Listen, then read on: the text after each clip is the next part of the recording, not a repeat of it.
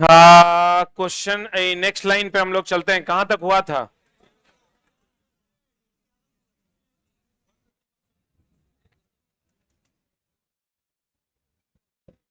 देखें पे थोड़ा सा वन लाइनर।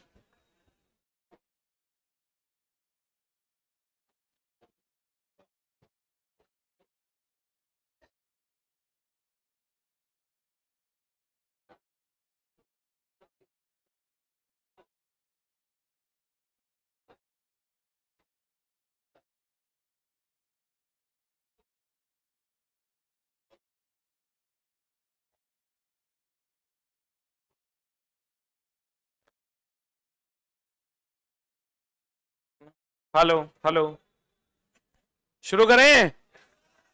शुरू करें। कहता विषाणु केवल परपोषी जैसे जीवाणु पादप या जंतु में गुणन करते हैं।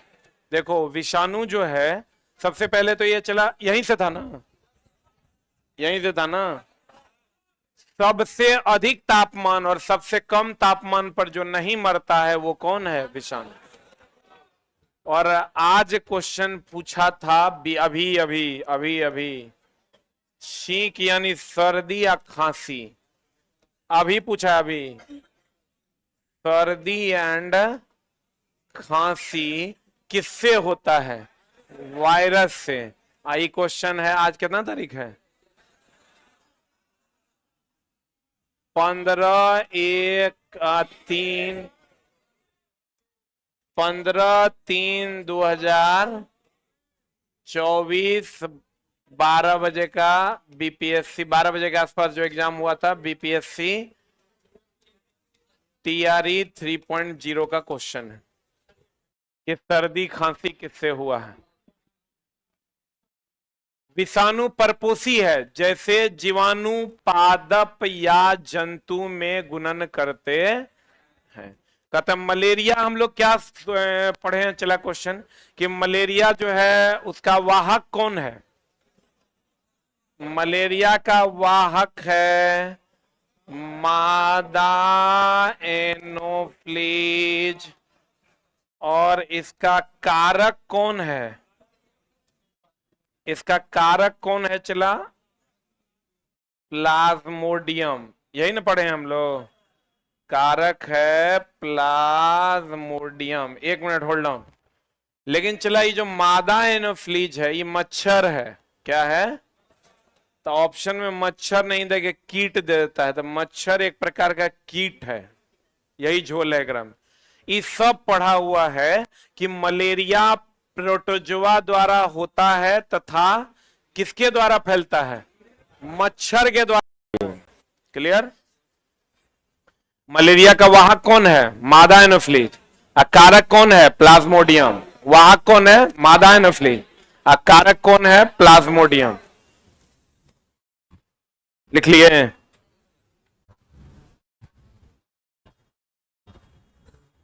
हे भगवान प्रेमानंद, क्या कह रहे हैं? ये क्या है ये प्रेमानंद? अच्छा ये क्या हुआ? हाँ हाँ, ये वो लड़का लिखता है सही सही बताओ।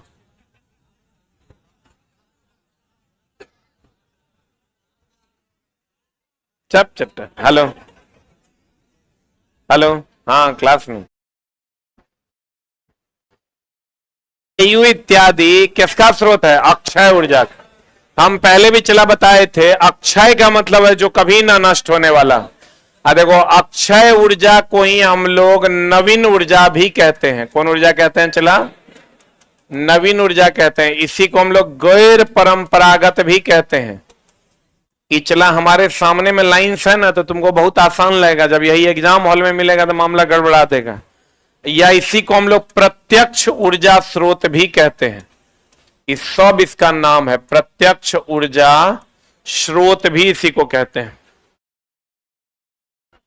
सूर्य के प्रकाश, वायु इत्यादि अक्षय ऊर्जा का स्रोत है।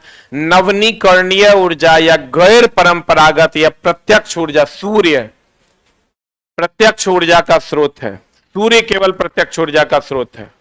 हो गया? अब बताओ, तापीय शक्ति संयंत्र में विद्युत ऊर्जा को उत्पन्न करने के लिए हम लोग कोयला का प्रयोग करते हैं। कभी कभी क्या करता है चिला, कोयला नहीं दे करके क्या दे देता है, जीवाश्म दे देता है। तो जीवाश्म, कोयला एक प्रकार का जीवाश्म है। तो लड़का तो खोजता है कि भैया एनटीपीसी पावर प्लांट है, नेशनल थर्मल पावर कॉर्पोरेशन, तो उसमें चला हम लोग किसका उपयोग करते हैं, कोयला का। लेकिन कोयला एक प्रकार का क्या है, जीवाश्म।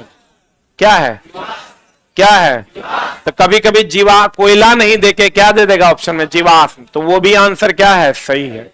ये ध्यान, हम चला जितना डाउटेबल सेक्शन है वही है इसमें। अगर तुमको मच्छर नहीं देगा तो क्या आंसर होगा, कीट। अगर तुमको कोयला नहीं देगा ऑप्शन में तो क्या होगा, जीवाश्म आंसर होगा। सही है ना। अब कहता है मृत वनस्पति में धीमे प्रक्रम द्वारा कोयले में परिवर्तन को कार्बनीकरण कहते हैं, क्योंकि कोयला कार्बन का ही दूसरा रूप है। किसका दूसरा रूप है? तो मृत वनस्पति जो होता है, चला जंगल वगैरह जो बहुत पहले दब गए थे उसी से ना कोयला बन रहा है। ये जो मृत वनस्पति के धीमे प्रक्रम द्वारा कोयले में परिवर्तन को क्या कहते हैं, कार्बनीकरण, क्योंकि कोयला कार्बन का ही दूसरा रूप है। क्या कहते हैं उसको, कार्बनीकरण। क्या कहते हैं उसको, कार्बनीकरण। कोलतार, कोल गैस कोयला से प्राप्त किया जाता है। कोलतार से बनता है चला नेप्थलीन। क्या बनता है, नेप्थलीन, जिससे हम लोग मौत भगाते हैं। क्या भगाते हैं, मौत बोले तो कीड़ा भगाते हैं। क्या भगाते हैं, कीड़ा। कभी कभी क्वेश्चन पूछ देता है कि नेप्थलीन कहां से मिलता है, कोलतार से, जिससे हम लोग क्या भगाते हैं, मौत। क्या भगाते हैं, मौत भगाते हैं। कोलतार, कोल गैस कोयला से प्राप्त किया जाता है। कोलतार, कोल गैस, ये सब किससे प्राप्त किया था, कोयला। कोयला का बनना कार्बनीकरण कहलाता है। कोयला का बनना क्या कहलाता है, कार्बनीकरण। कोयला को ही जीवाश्म भी कहते हैं। कोयला को ही क्या कहते हैं, जीवाश्म भी कहते हैं। जीवाश्म भी कहते हैं। जीवाश्म की उम्र का पता लगाने के लिए कार्बन 14 कहते हैं ना। इसका मतलब कोयले की उम्र का पता लगाने के लिए कार्बन 14, जीवाश्म की उम्र का पता दे देगा तो कार्बन 14 सब मार देगा। अगर कोयला की उम्र का पता दे देगा तब भी क्या मारना है, कार्बन 14। क्या मारना है, कीटों को भगाने के लिए उपयोग किए जाने वाली नेप्थलीन की गोलियां। कीट के जगह पर कहीं कहीं क्या दे देता है, मौत। क्या दे देता है, या कभी कभी दे देगा कि कपड़ों से,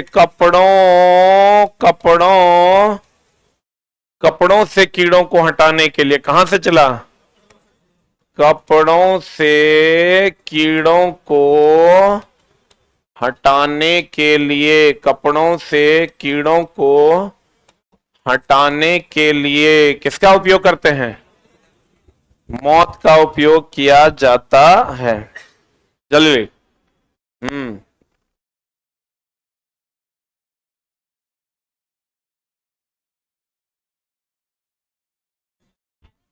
चुट्टा, कपड़ों से कीड़ों को हटाने के लिए हम लोग किसका उपयोग करते हैं, नेप्थलीन का। मौत।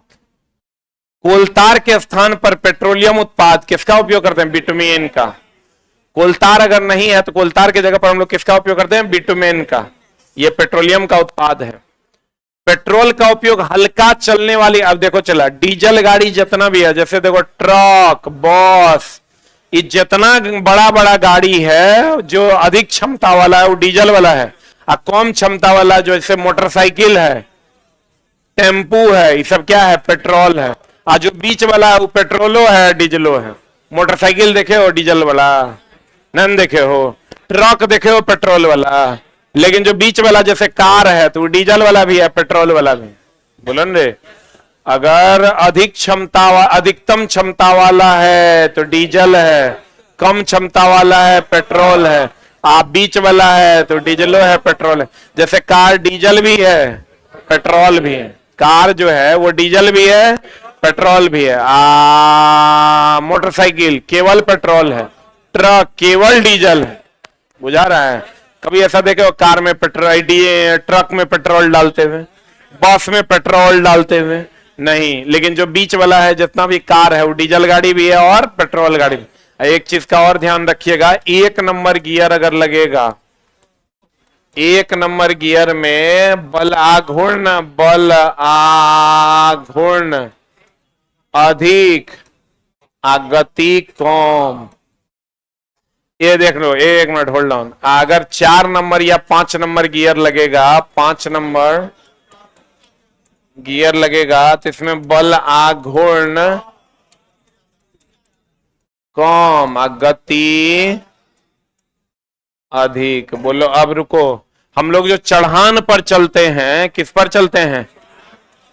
चढ़ान पर चलते हैं, तो उसमें 1 नंबर गियर लगाते हैं तो हमको बल ज्यादा मिलता है और गति क्या मिलता है? कम। और अगर 5 नंबर गियर लगाते हैं तो बल आघूर्ण कम मिलता है और गति अधिक मिलता है। जल्दी से लिख।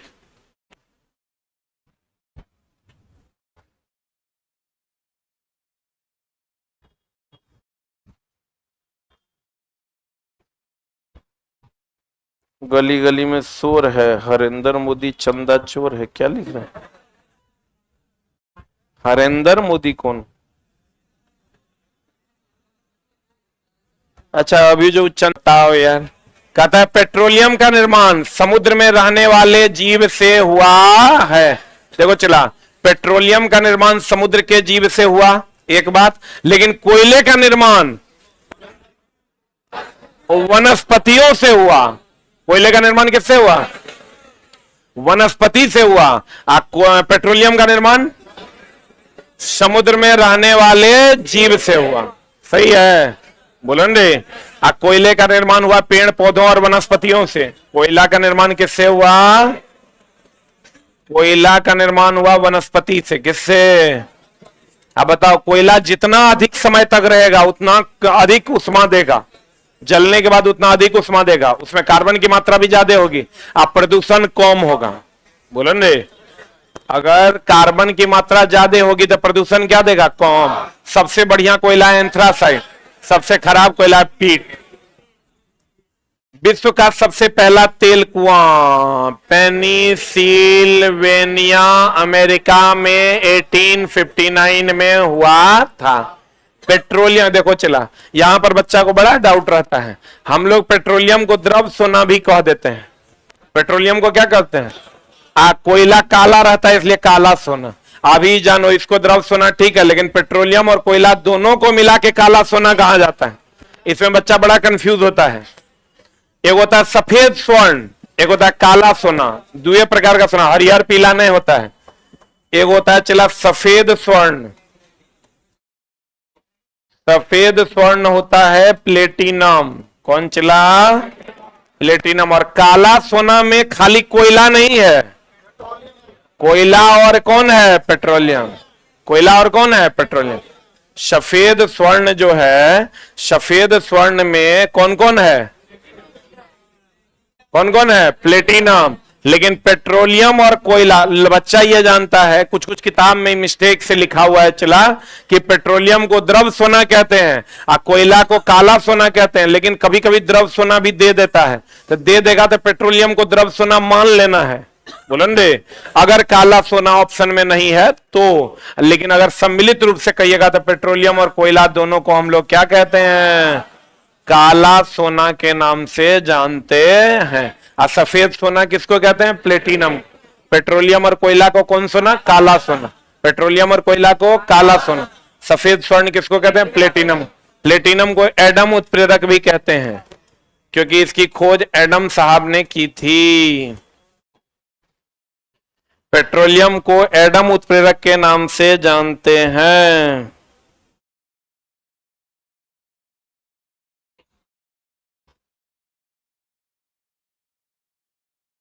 हो गया? सबसे ज्यादा उष्मीय मान किसका होगा? इसको चला इसे समझो। उष्मीय मान का डिफिनेशन क्या है? इसका डिफिनेशन है कि, एक मिनट, 1 ग्राम ईंधन जलने पर, या यूं कहें, इसको थोड़ा सा हम सुधार देते हैं, एकांक द्रव्यमान ईंधन जलने पर जो ऊष्मा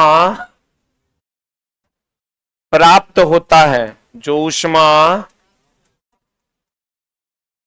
प्राप्त होता है। ऊष्मीय मान को हम लोग किलो जूल पर केजी में ज्ञात करते हैं। सबसे अधिक ऊष्मीय मान,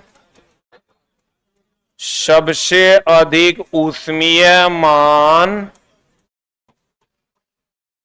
हाइड्रोजन गैस का कितना? 150 किलो जूल पर ग्राम।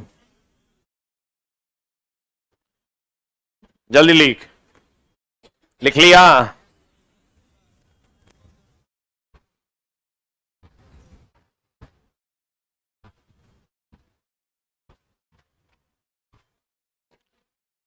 सबसे अधिक ऊष्मीय मान किसका होता है? गैस का, क्योंकि गैस हाइड्रोजन गैस है ना, है वो हाइड्रोजन क्या है? गैस। एकांक द्रव्यमान के ईंधन को जलाने पर जो ऊष्मा प्राप्त होती है उसी को क्या कहते हैं? ऊष्मीय मान। किलो जूल पर किलोग्राम में, या इसी को हम लिख सकते हैं किलो जूल प्रति ग्राम में भी व्यक्त करते हैं। किलो जूल प्रति ग्राम या किलो जूल प्रति किलोग्राम में व्यक्त किया जाता है। एक बात बताओ, चला ज्वलन ताप और ऊष्मीय मान में अंतर है।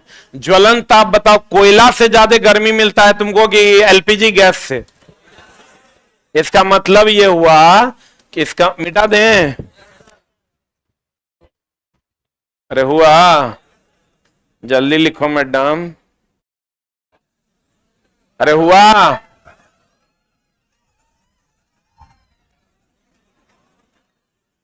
अगला है कि रे? देखो चला, ऊष्मीय मान सबसे ज्यादा गैस का, और सबसे ज्यादा गैस में किसका? हाइड्रोजन का। इसमें कोई डाउट है क्या? लेकिन ज्वलन ताप सबसे ज्यादा होता है ठोस, यानी किसका? कोयला का।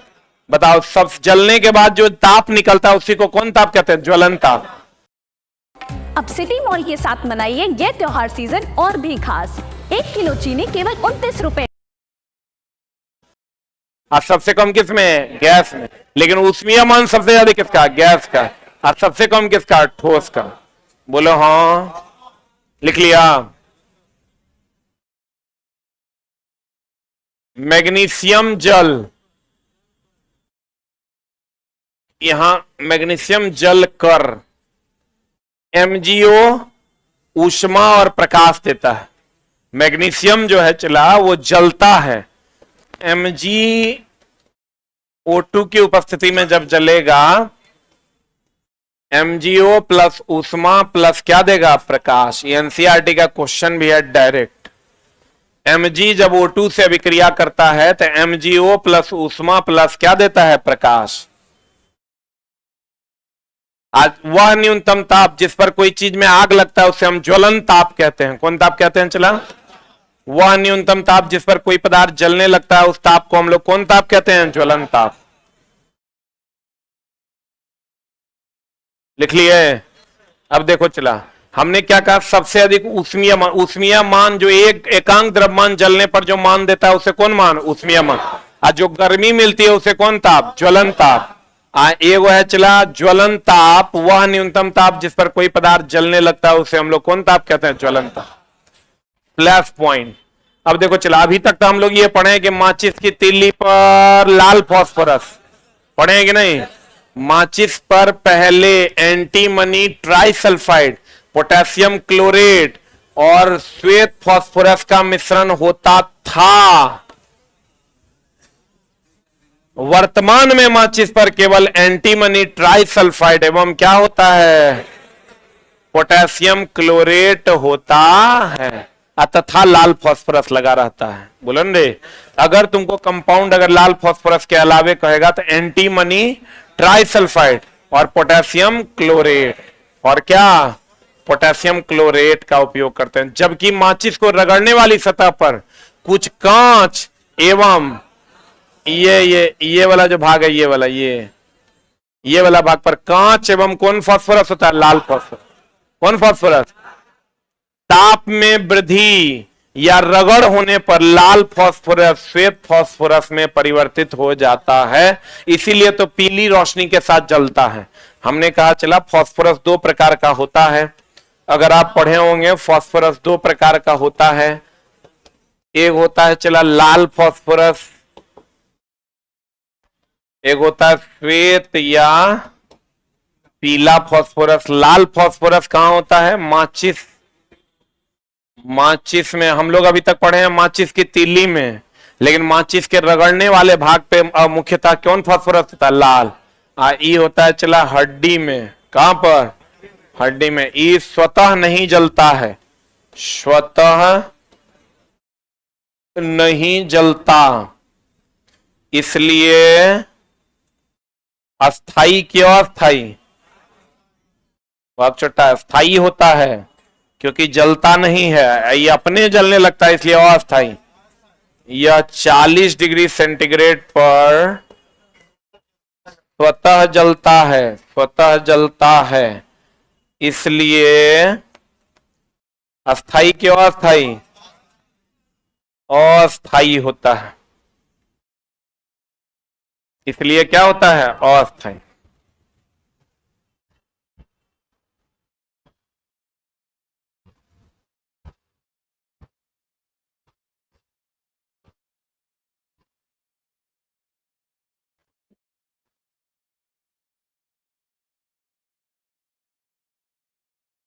हो गया? माचिस स्वतः नहीं जलता इसलिए क्या होता है? स्थायी फास्फोरस लाल। और श्वेत या पीला फास्फोरस हड्डी या 40 डिग्री से पर स्वतः जलता है, इसलिए देखना स्मशान घाट में जो हड्डी रखल रहता है, रखले रखल आग लग जाता है ओकरा, तो लोग कहता है भूत है। अब देखो चला, लाल फास्फोरस जब जलेगा तो वो पीले रोशनी के साथ जलता है, इसीलिए उसको हम श्वेत या पीला फास्फोरस कहते हैं। तो आपको कहेगा माचिस की तीली में होता है कौन फास्फोरस? लाल। आज जब वो जलने लगेगा तो कैसा व्यवहार करेगा? श्वेत या पीला फास्फोरस की तरह व्यवहार करता है। लिख लिए? लिखिए लिखिए, हाथे नहीं चलता है। अरे हो गया। अब देखो कहता है ताप में वृद्धि या रगड़ होने पर लाल फास्फोरस श्वेत फास्फोरस में परिवर्तित हो जाता है। आग बुझाने वाले कार्य, आग बुझाने वाले कार्य, आग बुझाने वाले कार्य, आग बुझाने वाले कार्य। एक मिनट गौर फरमाइएगा। कहते हैं आग बुझाने वाले कार्य वायु का प्रवाह काटना या ईंधन का ताप को कम करना या दोनों होता है। अब देखो जब आग बुझाते हैं हम लोग तो मेनली क्या करते हैं? वायु के संपर्क को हटाते हैं। जैसे आपको कहेगा किसी को भी अगर कहीं पर आग लगा हुआ है, किसी आदमी को आग लग गया, सबसे उपयुक्त उपाय क्या है? अग्निशामक का छिड़काव करना? नहीं, अग्निशामक का छिड़काव कीजिएगा तो क्षार होता है, क्षार तीखा होता है, बहुत लहरेगा, उसको कंबल लपेट देना है। क्या लपेट देना है? कंबल लपेट देना। तो आपको कहेगा कंबल लपेटने से क्या होता है? ऑक्सीजन के संपर्क को तोड़ देते हैं।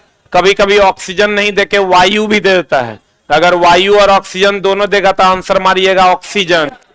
अगर ऑक्सीजन नहीं देगा तो क्या मारिएगा? वायु।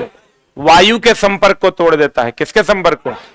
अगर हम कंबल लपेट देते हैं तो वायु के संपर्क को तो तोड़वे करता है, और साथ ही साथ कहता है कार्य में वायु का प्रवाह काटता है। आग बुझाने वाले का कार्य वायु के प्रवाह को काटना या ईंधन के ताप को कम करना, या क्या होता है? दोनों। कह देगा ए एंड बी बोथ, तो लड़का मारेगा हाँ वायु के प्रवाह को काटना। नहीं, ईंधन के ताप को भी क्या करता है? कम। जैसे ही वायु के प्रवाह को काटेगा वैसे ही ईंधन का ताप क्या हो जाएगा? कम होगा। बुलंद रे।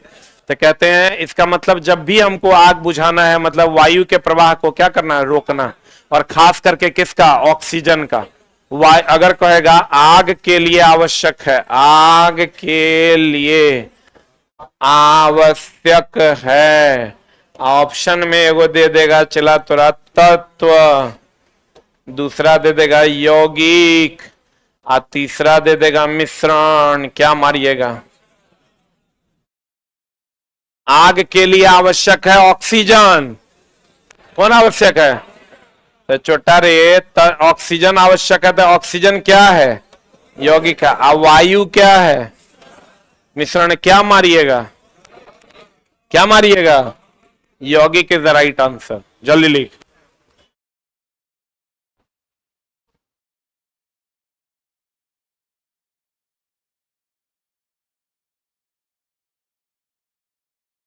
नौकरी चला सबको चाहिए, पढ़ना किसी को नहीं।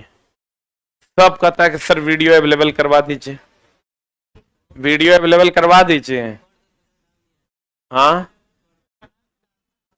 अरे यार, हमको ही नहीं समझ में आता कि तुरा में इतना डिसिप्लिन नहीं है कि तुम पढ़ सको टाइम से। तुम छोटा क्या पढ़ेगा। हो गया। आज जिसको जो बोलना है बोलो, मेरा जो रूल है हम उसी हिसाब से पढ़ाएंगे। ये वो लड़का कहता है ये तो ब्लैकमेलिंग हो गया। अच्छा पढ़ाते हैं कर की मतलब है ब्लैकमेल कीजिएगा। हाँ करेंगे, हम करेंगे, एकदम नहीं देंगे। पढ़ना है तो टाइम से आके पढ़ो। कहता ई चला हमारा लिए नहीं है। तुम देखो, जब अगर लाइव क्लास को हम जो बिना रिकॉर्डेड ना अवेलेबल की बात किए हैं, तब से तुम कितना सिंसियर हुआ है। लगता है कि कंटेंट मिल रहा है तो चलो पढ़ लेते हैं, और नहीं लगता अच्छा अभी परीक्षा में 2 महीना है जी। आग के लिए आवश्यक है चला ऑक्सीजन को हटाना। अगर ये नहीं रहता तो ये सेकंड ऑप्शन आपका क्या हो जाता, वायु। क्योंकि वायु का एक पार्ट ऑक्सीजन है। वायु का एक पार्ट क्या है, ऑक्सीजन।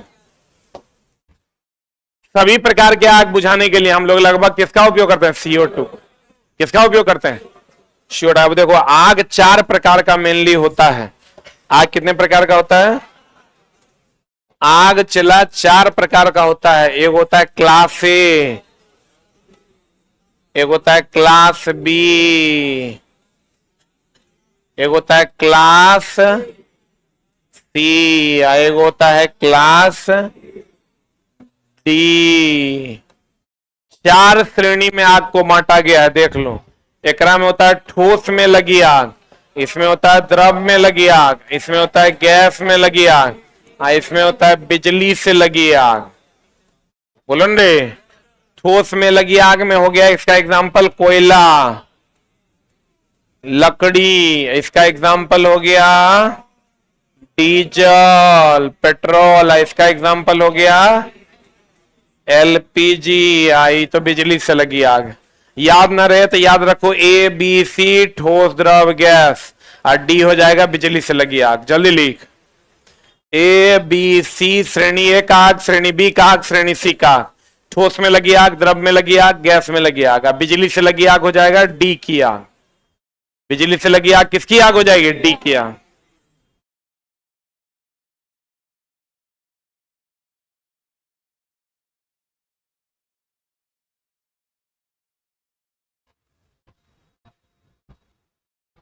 हो गया। Class A fire, class B fire, class C fire और क्लास डी फायर। ठोस में लगी आग, द्रव में लगी आग, गैस में लगी आग, और किस में लगी आग, बिजली में लगी। हो गया। ABC ठोस द्रव गैस और बिजली से लगी आग। किससे लगी आग, बिजली से लगी आग। क्लास डी फायर है, बिजली से लगी आग क्लास डी फायर। लिख लिए। सभी प्रकार की आग को बुझाया जाता है किससे, CO2 से। और CO2 कहां से मिलता है, सोडियम बाइकार्बोनेट प्लस अम्ल की अभिक्रिया करवाने से। जल्दी से लिख लो, सोडियम बाइकार्बोनेट और अम्ल से जब अभिक्रिया करवाते हैं NaHCO3, और एसिड से अभिक्रिया करवाने पर कार्बन डाइऑक्साइड मिलता है। किससे किससे अभिक्रिया करवाने पर, NaHCO3 प्लस एसिड। देखो चला, दहन का सबसे बाहरी भाग, दहन का सबसे गर्म भाग कौन, बाहर वाला, उससे कम मध्य वाला, उससे कम आंतरिक वाला। सबसे बाहर वाला भाग सबसे ज्यादा गर्म, उससे अंदर वाला उससे कम, और सबसे अंदर वाला सबसे कम। आपको कहेगा फ्लेम जो होता है, आग जो होता है, मोमबत्ती की आग, उसमें सबसे बाहर गर्मी सबसे ज्यादा, उससे अंदर उससे कम, सबसे अंदर सबसे कम। लेकिन वही अगर आपको रंग का कह देगा तो सबसे बाहर में कौन हो जाएगा, नीला, उससे अंदर में पीला, और सबसे अंदर में काला। ढिबरी वगैरह अगर जलाए होंगे तो आप देखे होंगे सबसे अंदर वाला का रंग कैसा होता है, काला। सबसे बाहर सबसे अधिक तापमान अगर कह देता है क्वेश्चन में, लिख लो, सब पूछता है क्वेश्चन सबसे अधिक ताप। याद ना रहे तो नया वाला जो गैस सिलेंडर हम लोग खरीद के लाते हैं उसमें कैसा रंग दिखता है, नीला। तो हम कहते हैं बड़ा बढ़िया है, बड़ा बढ़िया हीट दे रहा है।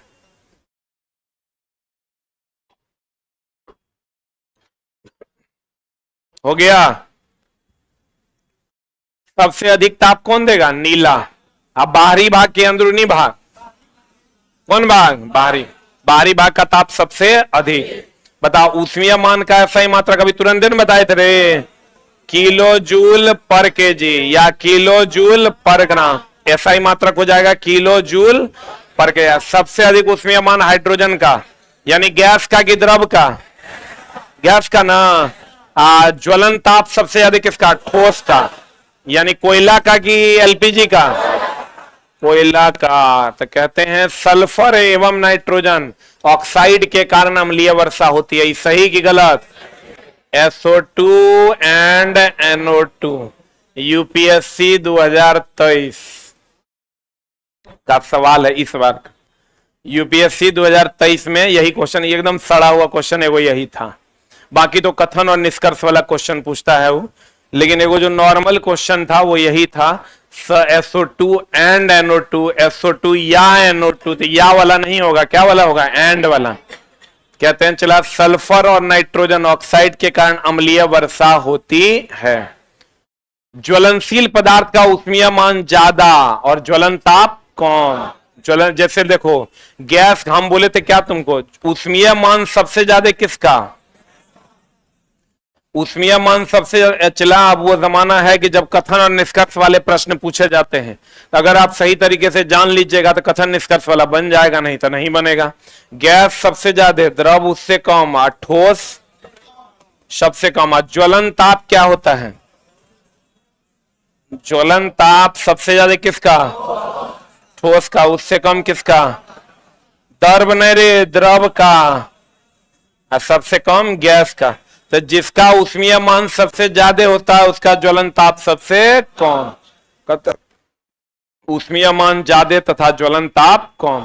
ज्वलनशील पदार्थ का ऊष्मीय मान ज्यादा होगा तो ज्वलन ताप क्या होगा? सही कि गलत? अगर ऊष्मीय मान ज्यादा है तो ज्वलन ताप क्या है? कम। बोलो न रे, लिख लिया?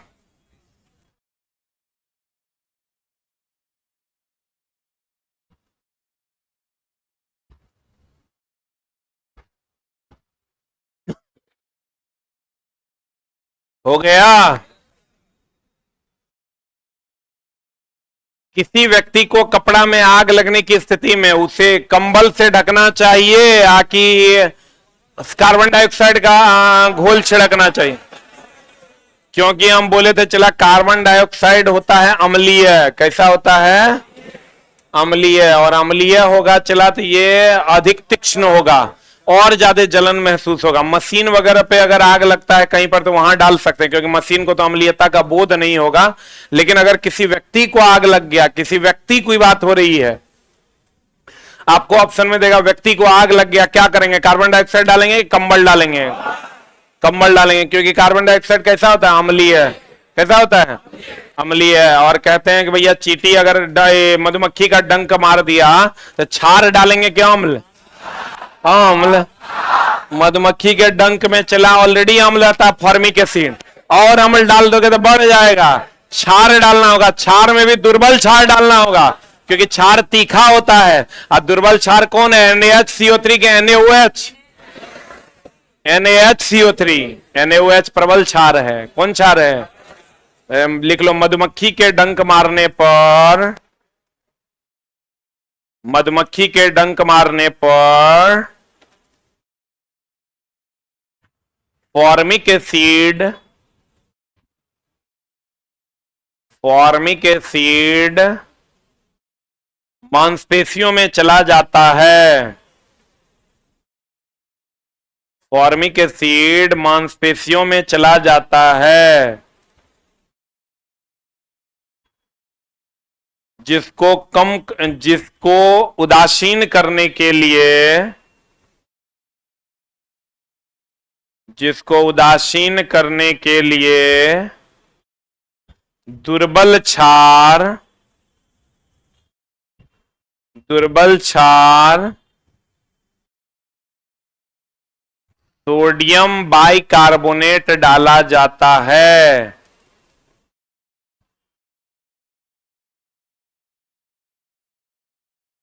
दुर्बल क्षार सोडियम बाइकार्बोनेट डाला जाता है, ना कि सोडियम हाइड्रोक्साइड। या लिख लो सोडियम हाइड्रोक्साइड नहीं डाला जाता है, सोडियम हाइड्रोक्साइड नहीं डाला जाता है। अच्छा, किसी मशीन में अगर आग लग जाए तो हम लोग कार्बन डाइऑक्साइड डाल सकते हैं, लेकिन चला अगर किसी व्यक्ति में आग लगे तो क्या करना है, कंबल से ढक देना है। तो उससे क्या होगा, एक तो ऑक्सीजन के संपर्क से हटेगा और दूसरा ईंधन का ताप क्या करेगा, कम करेगा। तो कहते हैं किसी व्यक्ति को के कपड़ा में आग लगने की स्थिति में उसे कंबल से ढकना चाहिए या न कि अग्निशामक का उपयोग। इसमें उपस्थित अम्ल क्षार त्वचा के लिए क्या है, तब पता चला कि एक व्यक्ति में आग लग गया, वहां से उस सिलेंडर उठा के ओकरा पे स्प्रे मार दिया, साला बबरायर बबरायर काटेगा। वहां रख ले सिलेंडर, हेने भी रखल होगा। तो चला पता चला कि अब डाल दिया तो वो आदमी जो है गड़बड़ा जाएगा। क्या करना है उसको, कंबल से तत्काल उसको ढक देना चाहिए। अगर कंबल कहेगा कंबल नहीं मिलेगा तब सर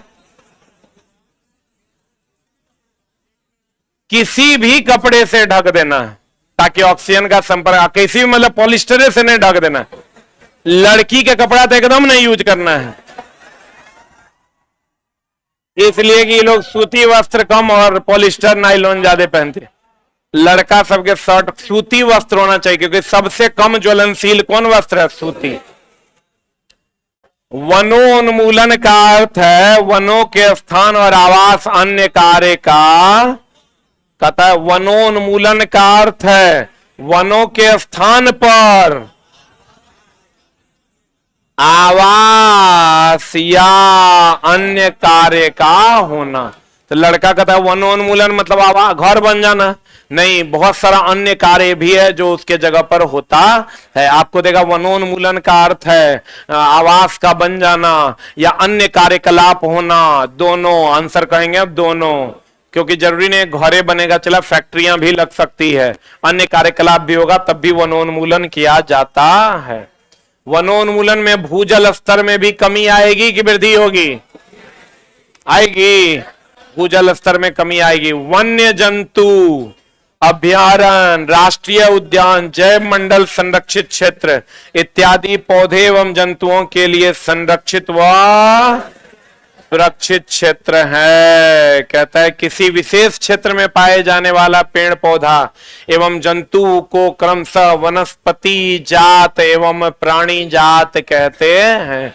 अगर कोई जंतु ऐसा है जो विशेष क्षेत्र में पाया जाता है, या कोई भालू ऐसा है जो विशेष क्षेत्र में, कोई हाथी ऐसा है जो विशेष क्षेत्र में पाया जाता है, तो ऐसे जीव को हम वनस्पति जात या क्या कहते हैं, प्राणी जात कहते हैं। जहां वन्य प्राणी सुरक्षित एवं संरक्षित रहता है इन्हें वन्य प्राणी अभयारण्य कहते हैं।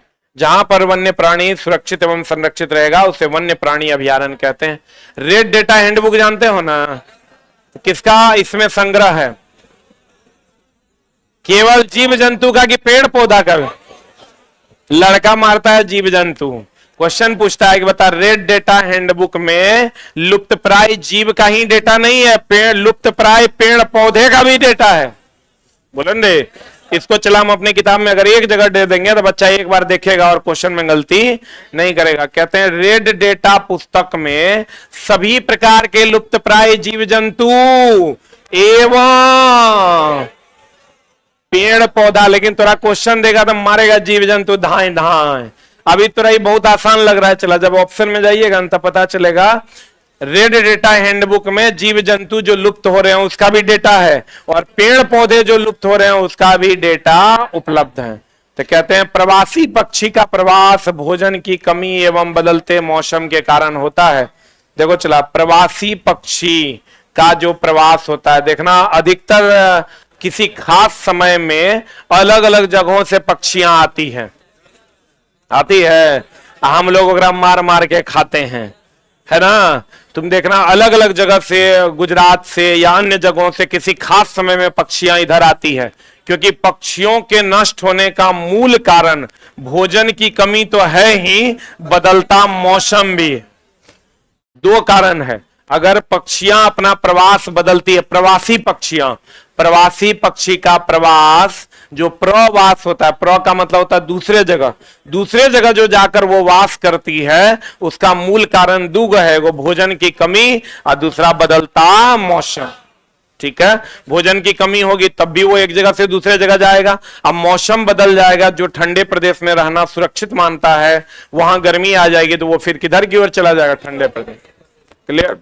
आपको कहेगा प्रवासी पक्षी एक जगह से दूसरे जगह अपना प्रवास बनाती है, एक तो भोजन की कमी से और दूसरा बदलते मौसम से।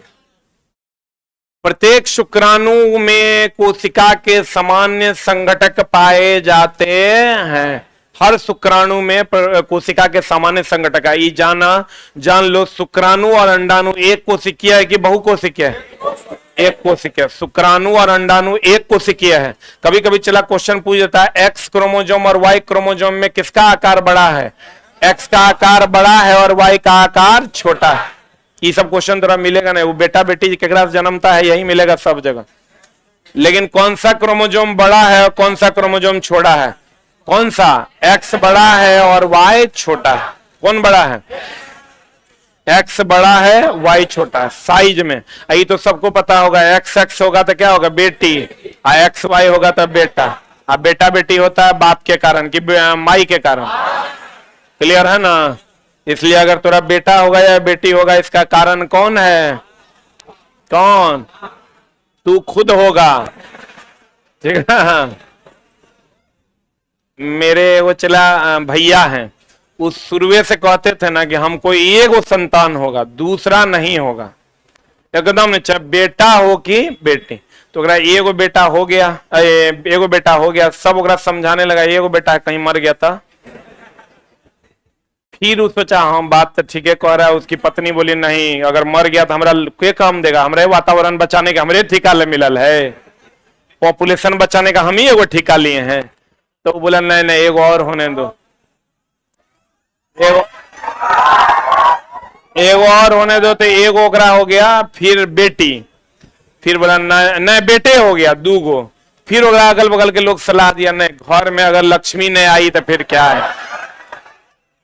फिर एक बार और, फिर एगो ओकरा बेटे हो गया। हमने कहा चौथा भी होना है कि तो चला। प्रत्येक शुक्राणु कोशिका में सामान्य संघटक पाए जाते हैं। सामान्य मतलब जनरल संघटक। हर शुक्राणु का साइज लगभग जनरल होता है, लेकिन अगर जनन कोशिकाओं में उपस्थित एक्स वाई और एक्स एक्स गुणसूत्र के आकार की बात करोगे तो किसका आकार बड़ा और वाई का आकार छोटा? एक्स बड़ा, वाई छोटा। ये बेटा बेटी सब तो तुम लोग जानते हो बहुत बढ़िया से। अब देखो, शुक्राणु के तरह अंडाणु भी एकल कोशिका का बना होता है। किसका बना होता है? आप परख नली शिशु में निषेचन बाहर तथा विकास अंदर। ये चला क्या होता है? टेस्ट ट्यूब बेबी जानते हो? तो एकरा चला कहते हैं टेस्ट ट्यूब बेबी। हमारे बगल में एगो हुआ है टेस्ट ट्यूब बेबी। चला अगर नहीं हो पाएगा तो एक एगो उपाय है, लेकिन वो बच्चा जो है 100% मतलब स्वास्थ्यवर्धक सिद्ध नहीं होता। कोनो दिन कोपचा में चल जाएगा, लेकिन अब उसमें बहुत सारा सुधार हुआ है, तो सुनते हैं कि अब होता है ठीक ठाक। टेस्ट ट्यूब बेबी जो होता है चला, उसमें निषेचन होता है बाहर। स्पर्म ले लिया जाएगा, शुक्राणु तुम्हारा ले लेगा, अंडाणु ले लेगा और उसको मिला के एक जगह इंप्लांट कर देगा। तो विकास होता है ट्यूब के अंदर और निषेचन होता है बाहर। निषेचन कहां? बाहर। विकास कहां? अंदर। ट्यूब के अंदर में विकास होता है, निषेचित करके और ट्यूब के अंदर डाल दिया जाता है। दोनों अंडाणु शुक्राणु लेके निषेचन हो गया और उसको मिला के कहां डालता है? ट्यूब के अंदर। तो कहेगा विकास कहां होता है? ट्यूब के अंदर। और निषेचन कहां होता है? बाहर। तो कहते हैं परखनली टेस्ट ट्यूब बेबी में निषेचन बाहर तथा विकास अंदर। पूछने वाला क्वेश्चन पूछ देगा, बताओ परखनली शिशु टेस्ट ट्यूब बेबी में होता है निषेचन बाहर विकास अंदर, निषेचन अंदर विकास बाहर, निषेचन अंदर विकासो अंदर, निषेचनो बाहर विकासो बाहर। आगे माई को ची हो गए, निषेचन भी बाहर विकास अंदर। क्लियर है? चला इसे सोचो ना कि भ्रूण का विकास तो गर्भाशय में ही ना होगा, गर्भ में ही ना होगा। गर्भ कहाँ है? अंदर। तो अंदर में विकास होगा, बाहर में क्या होगा? निषेचन। यही है टेस्ट ट्यूब बेबी। निषेचन के परिणाम स्वरूप युग्मनज बनता है, जो विकसित होकर क्या में परिवर्तित होता है? भ्रूण में। अब भ्रूण के कोशिका में विभाजन के परिणाम स्वरूप अंग का निर्माण होता है। और अंग का निर्माण किससे होता है? प्रोटीन से। किससे होता है? अंग का निर्माण प्रोटीन से होता है। भ्रूण के कोशिका में विभाजन के परिणाम स्वरूप किसका निर्माण होता है? अंग का। भ्रूण में कोशिका के विभाजन के परिणाम स्वरूप किसका निर्माण होता है? अंग का। कोशिका विभाजन से ही ना नई कोशिका बनेगा, नई कोशिका बनेगा तो अंग का निर्माण होगा। टेडपोल जानता है रे? मच्छर के छुटकिनमी को टेडपोल कहते हैं। मेढक का। मच्छर का तो लार्वा ना होता है। टेडपोल का वयस्क मेढक में रूपांतरण कायांतरण कहलाता है। क्या कहलाता है? अब इसी में तुमको जब क्वेश्चन आएगा ना, अभी तो बड़ा आसान लग रहा है, दे देगा तुमको टेडपोल का वयस्क मेढक में बनना, एगो दे देगा रूपांतरण, एगो दे देगा सीमांतरण, एगो दे देगा कायांतरण, एगो दे देगा लेखांतरण। तो वहां गड़बड़ा जाएगा। आंसर याद रखना, कायांतरण। वो जब ऑप्शन आता है तब ना पता चलता है। कायांतरण कहलाता। टेडपोल से मेढक में रूपांतरण के लिए आयोडीन की उपस्थिति अनिवार्य है। जैसे हम लोग कहते हैं न्यूक्लियर रिएक्टर में जर्कोनियम का होना अनिवार्य है, जैसे हम लोग कहते हैं अमलगम में पारा का होना अनिवार्य है, लोहा में आयरन का होना अनिवार्य है, वैसे टेडपोल से वयस्क बनने के लिए मेढक में आयोडीन का होना अनिवार्य है। किसका होना अनिवार्य है? नाभिकीय रिएक्टर में किसका होना अनिवार्य है? नाभिकीय रिएक्टर किसमें चला? नाभिकीय रिएक्टर में जर्कोनियम का होना अनिवार्य है। जिंकन है किसका? जर्कोनियम है। अमलगम में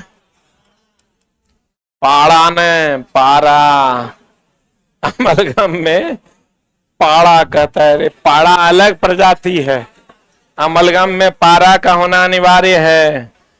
स्टील में लोहा का होना अनिवार्य है। लड़का तो काउंटर पे जाओगे कभी ऐसा ऐसा बात करता है, कहता है यहाँ एलपी टेक्नीशियन का टेस्ट मराता है क्या?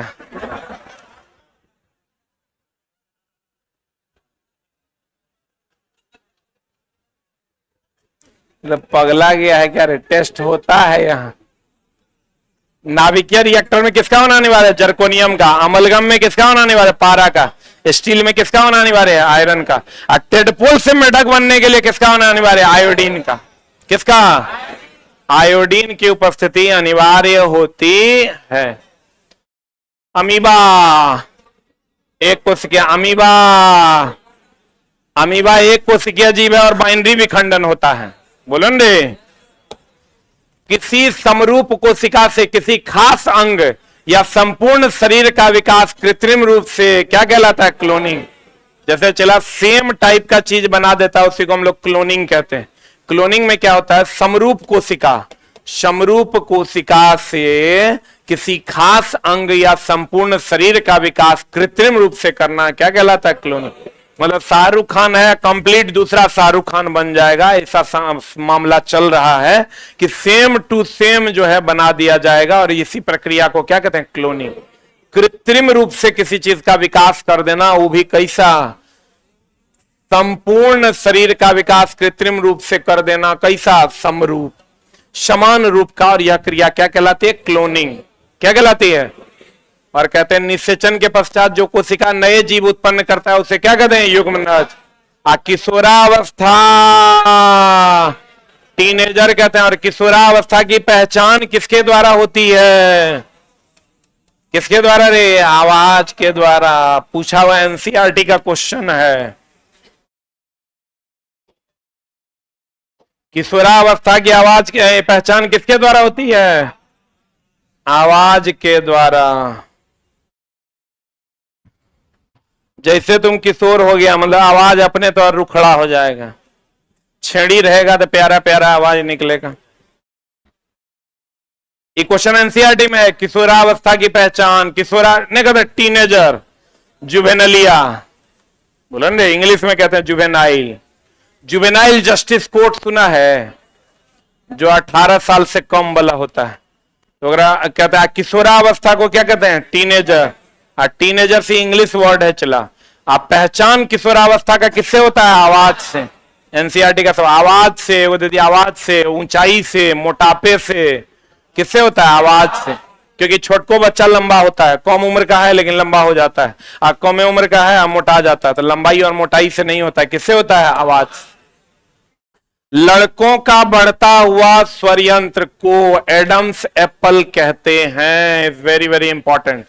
लड़कों का बढ़ता हुआ स्वर यंत्र क्या कहलाता है, क्या कहलाता है, एडम्स एप्पल के नाम से जानता है। ये तो जानता होगा चला, वृषण पुरुष में टेस्टोस्टेरोन, अंडाशय में एस्ट्रोजन। ये सही है ना। एड्रेनलिन हार्मोन रक्त में नमक की मात्रा को नियंत्रित करता है। Very very important. इसी को चला लरो या उड़ो हार्मोन कहते हैं रे। लेकिन ये जान लो कि ये किसकी मात्रा को नियंत्रित करता है, नमक की मात्रा। किसकी मात्रा को, इसका संबंध सीधा हार्ट बीट से है। किससे है चला, हार्ट से। क्रोध, चिंता, उत्तेजना हृदय भी नियंत्रित करता है। कौन, ये तो सब जानता है चला कि इसका संबंध किससे है, हृदय से। लेकिन ये समझो ये नमक की मात्रा को भी क्या करता है, नियंत्रित करता है। जैसे टेडपोल से वयस्क बनने के लिए आयोडीन चाहिए, वैसे ही एड्रिनलिन ग्लैंड में किसकी मात्रा को नियंत्रित करता है, लवण की। एड्रिनलिन ग्लैंड लवण की। लवण बोले तो नमक, लवण बोले तो क्या, नमक। वृद्धि हार्मोन पीयूष ग्रंथि से, ये तो सबको पता होगा। पीयूष ग्रंथि को कौन ग्लैंड कहते हैं, मास्टर ग्लैंड ना। मेढक में थायरॉक्सिन के स्राव से ही टेडपोल वृद्धि कर पाता है, इसलिए किसका होना अनिवार्य है, टेडपोल में जो वृद्धि होता है वो थायरॉक्सिन के कारण। थायरॉक्सिन तो पता है किससे आता है, आयोडीन से।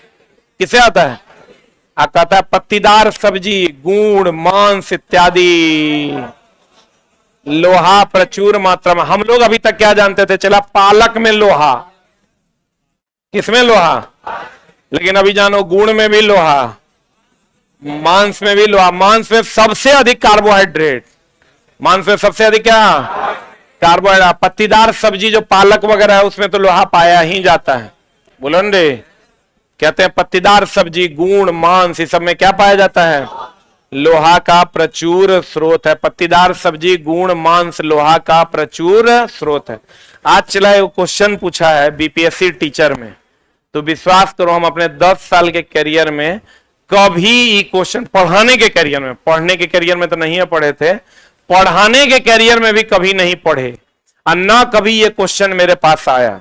हमने ये पढ़ा था और हम तुमको जोर दे के ये बात बोले थे, अगर आज का तुम्हारे पास 6 to 8 का क्वेश्चन होगा, हम तरफ बोले थे मीट्रिक प्रणाली जो है, मीट्रिक प्रणाली, इसका जन्म कहां हुआ था, फ्रांस। ये क्वेश्चन आज का बीपीएससी टीआरई का क्वेश्चन है, आज का 31 नंबर जो पॉइंट है तुम्हारा, ये rare of the rarest point है। ये मेरे किताब में भी नहीं है, मेरे किताब में है एसआई प्रणाली की खोज कहां हुई थी, फ्रांस की राजधानी पेरिस में। जबकि देखो अब तुम कहोगे सर एफआई का हुआ था, इसका भी हो गया, नहीं, एफपीएस का खोज हुआ था ब्रिटेन में। एफपीएस पद्धति अगर कह देगा तो इसका खोज कहां हुआ था, ब्रिटेन में हुआ था। तो सबका खोज फ्रांस में नहीं हुआ था, एफपीएस का खोज कहां हुआ था, ब्रिटेन में। मीट्रिक प्रणाली का कहां, फ्रांस में। और एसआई का भी कहां, फ्रांस में। एसआई बोले तो सिस्टम ऑफ इंटरनेट। देखो आज का क्वेश्चन है बीपीएससी टीआरई 3.0 का, रेयर ऑफ द रेयरेस्ट है, सिर्फ एनसीईआरटी में, सिर्फ और सिर्फ एनसीईआरटी में है। हमारे किताब में भी चला, हम एफपीएस का खाली लिखे हैं ब्रिटिश पद्धति में, एफपीएस का लिखे हैं ब्रिटिश पद्धति में, ब्रिटेन में खोज हुआ था। एसआई पद्धति की खोज कहां हुई थी, फ्रांस में। एमकेएस मीट्री पद्धति हमारे यहां चलता था, लेकिन इसका खोज कहां हुआ था, फ्रांस में। कहां हुआ था, फ्रांस में हुआ था। एफपीएस का खोज कहां हुआ था, ब्रिटेन में। एसआई का खोज कहां हुआ था, फ्रांस में। बोलो रे, ये चला एकदम डायरेक्ट क्वेश्चन है, जाके देख लेना। रेयर ऑफ द रेयरेस्ट, ठीक ना। वो क्वेश्चन तुमको यहां से मिलेगा। अगर चला 5 गो 3 गो 4 गो क्वेश्चन मिलेगा तो वो क्वेश्चन होगा जो तुम्हारे मेरिट को बनाने का काम करेगा। इसलिए इसको अच्छे से पढ़ लीजिए। बल द्वारा किसी वस्तु की गति बदल सकती है, अवस्था भी बदल सकती है, में परिवर्तन लाया जाता है। एक बात देखो, बल 2 प्रकार का होता है, एगो संतुलित बल, एगो असंतुलित बल। बल 2 प्रकार का होता है, एगो संतुलित बल, एगो चला असंतुलित बल। तो संतुलित बल की अगर हम बात करें तो ई अगर 5 न्यूटन इधर है तो 5 न्यूटन इधर भी होगा। और संतुलित बल की अगर हम बात करें तो अगर 10 न्यूटन का बल इधर लगेगा तो 20 न्यूटन का बल इधर लगेगा। बोलो हाँ। इसमें गति होगा, क्या होगा? गति होगा। इसमें चला गति नहीं होगा, गति नहीं होगा। लेकिन अधिक होने पर अवस्था बहुत ज्यादा, इधर से 3000 न्यूटन, उधर से 3000 न्यूटन, फट जाएगा ही, तो अवस्था बदलेगा। रुक जा रुक जा रुक जा रुक जा रुक जा, ध्यान से समझना। चला बल कितने प्रकार का? एगो संतुलित बल, एक और संतुलित। संतुलित बल 5 न्यूटन इधर, अब 5 न्यूटन इधर, तो संतुलित हो गया। अब 10 न्यूटन इधर, अब 20 न्यूटन इधर, तो असंतुलित हो गया। बोलो हाँ। इसमें गति होगा, इसमें अवस्था, इसमें चला गति होगा ना। जिधर ज्यादा बल होगा उधर गति हो जाएगा। तुमको ना संतुलित बल कह रहा है और ना असंतुलित बल कह रहा है, दोनों में से कुछ नहीं कह रहा है, खाली क्या कह रहा है? बल। इसका मतलब बल अगर लगेगा तो गति में भी परिवर्तन होगा और अवस्था भी बदल जाएगा। लेकिन अगर संतुलित बल कहेगा तो अवस्था बदलेगा, और अगर असंतुलित बल होगा तो गति बदलेगा। बोलवे नहीं करेगा। इसमें गति भी होगा, दिशा भी बदलेगा। जिधर ज्यादा बल रहेगा ना उधर की दिशा में चला जाएगा। तो तुमको ना संतुलित बल कह रहा है ना असंतुलित बल कह रहा है। तो बल द्वारा किसी वस्तु की गति और अवस्था में परिवर्तन लाया जा सकता है कि नहीं लाया जा सकता है? वही अगर संतुलित बल होगा तो अवस्था में परिवर्तन, और असंतुलित बल होगा तो गति में परिवर्तन। बोलो ना रे, जल्दी लिख।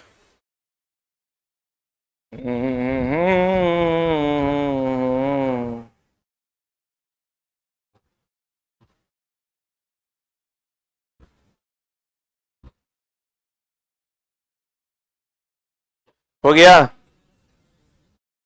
पीडीएफ कहां मिलेगा? पीडीएफ डाल दिया गया है टेलीग्राम में।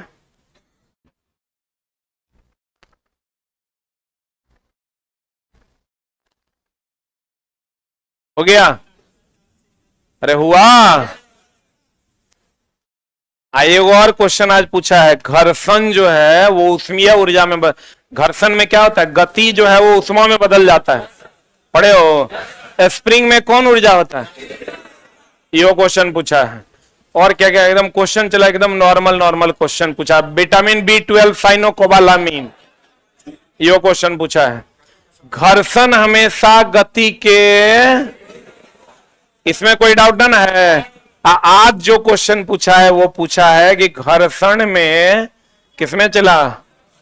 घर्षण में गति जो है वो किसमें बदल जाता है? ऊष्मा में। गति किसमें बदल जाता है? ऊष्मा में। घर्षण में गति किसमें बदलता है? ऊष्मा में। ये आज का क्वेश्चन है बीपीएससी TRE 3.0 का। गति किसमें बदल जाता है? ऊष्मा में। घर्षण में गति किसमें बदल जाता है? ऊष्मा में। गुरुदेव ब्रेकअप हो गया, मूव ऑन नहीं कर पा रहे हैं, स्टडी में मन नहीं लग रहा है।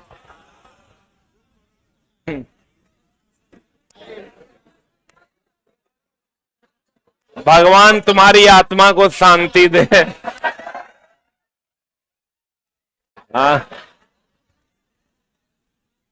चुंबक द्वारा लगाया गया बल बताओ, और संपर्क बल है कि संपर्क बल है?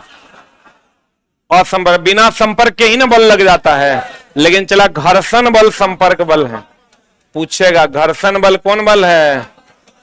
संपर्क बल है। देख लो, चुंबक बिना संपर्क के भी बल लगा लेगा, लेकिन घर्षण बल कौन बल है? संपर्क बल। चुंबक द्वारा लगाया गया बल एक और संपर्क बल है, लेकिन घर्षण कौन बल है? संपर्क बल। द्रव अथवा गैस बर्तन की दीवार पर क्या डालता है? दाब। कोई द्रव या गैस जो बहने वाला है, ये बर्तन की दीवार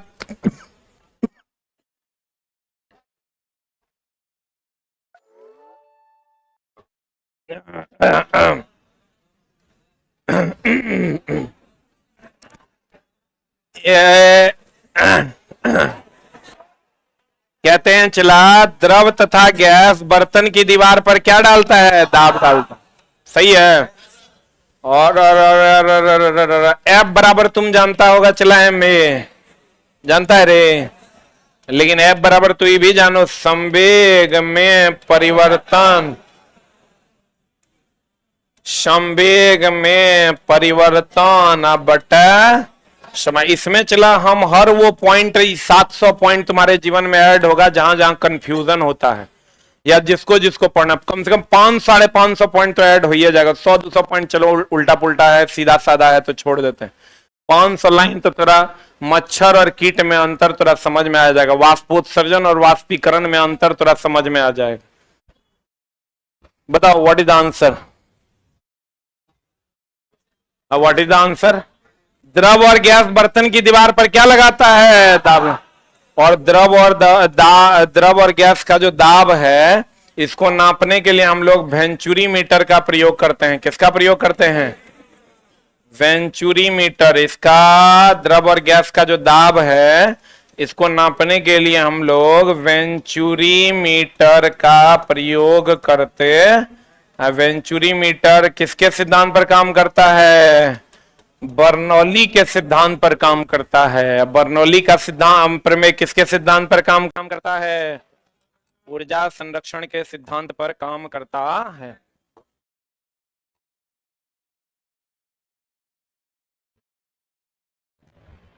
ये क्वेश्चन चला पूछा है, प्रकाश विद्युत प्रभाव का खोज कौन किया था?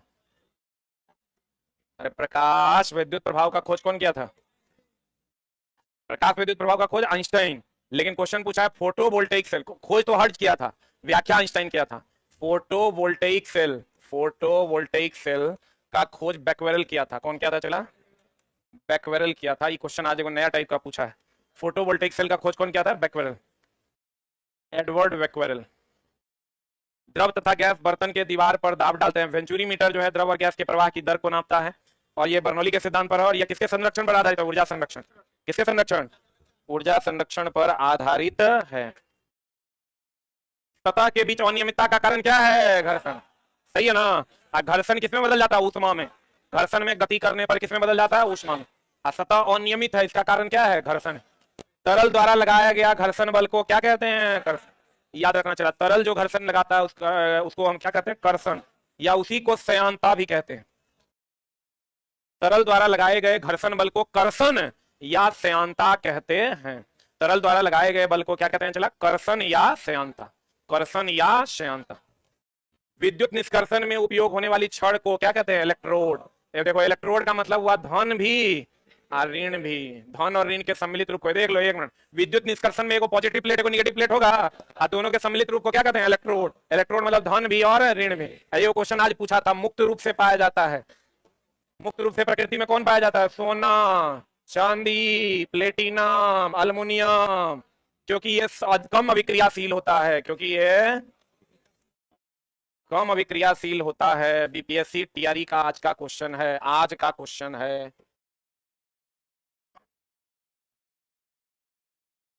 हो गया? मुक्त रूप से पाया जाता है सोना, चांदी, प्लेटिनम, क्योंकि ये कम अभिक्रियाशील है कि ज्यादा अभिक्रियाशील है? कम अभिक्रियाशील है। कब तक क्लास चलेगा? क्लास अच्छा कब से क्लास चलता है? 6:20 से क्लास चलता है, और अगला 3-4 क्लास और चलेगा, और सिर्फ मंडे टू फ्राइडे चलता है। मतलब आज है फ्राइडे, अब ये क्लास है मंडे को।